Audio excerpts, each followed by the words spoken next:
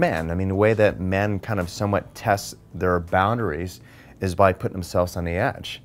In other words, I don't know if you're this way, but I work with a lot of men, and that unless they're being challenged, unless that they are kind of outdoing themselves, and maybe there's some type of competition, whether it's with someone else or with themselves, if they become complacent, if they become the gatherer where they're not really going out there and experiencing life in a new way, they become depressed. And so they start eating, start watching television, and so on. It's like a hunter no longer going out there. Yeah. So as the warrior, really. Yes, exactly. So I think it's very important for a man to continue to do that, have rituals that are set up in their life to where they can exercise that, because that brings them back to their true nature. Like, for example, let's just think about this. It's like Monday Night Football, or how men come together. They might use sports as a way to come together, but it's freaking emotional. I mean, they really get into it, and they'll pat each other's butts and stuff, and they're supposedly straight. I mean, there's like it's like, I guess, a non-gay way for straight guys to get together. Who knows what they are, but and to where it doesn't appear as being sissy or whatever it is. We don't really have that type of support. Guys get drunk together with other guys. Yes.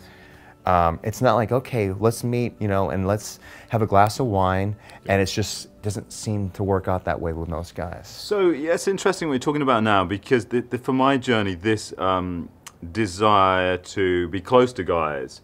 So the crew here, I'll say, I want to hug you, and it's testing these guys' boundaries.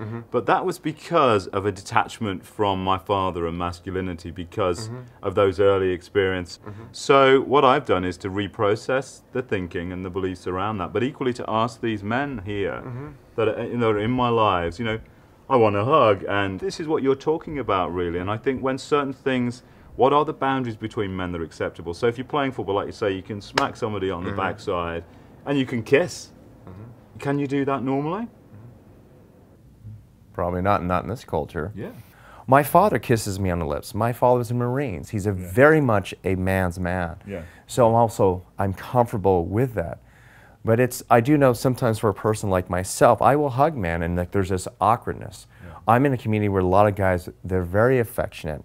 I mean, and there's been times where I'm not sure if this guy is gay or straight. It doesn't really even matter. But he happens to be a very straight man who has maybe some more artistic or feminine qualities. But more than anything else, he's very comfortable.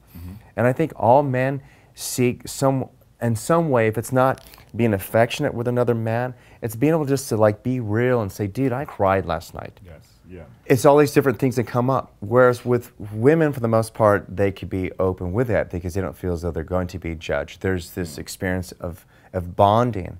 And in addition to that is that men don't practice communicating their emotions, because that is not how they necessarily find their sense of self. Meaning, like with women, their sense of self is through the experience, taking life in, being in that moment. Whereas for men, it becomes sometimes a more kind of a linear thing in their head, or where they're calculating, they're trying to learn, it's challenging themselves, and so on. And so for a man to be another man and just be kind of more feminine and relaxed in a moment, he might feel as though he's kind of straying away from his purpose. I mean, instead of being out there and hunting, he's sitting around gathering, making beads, and saying, how do you feel, George? I don't know, Harry. How do you feel?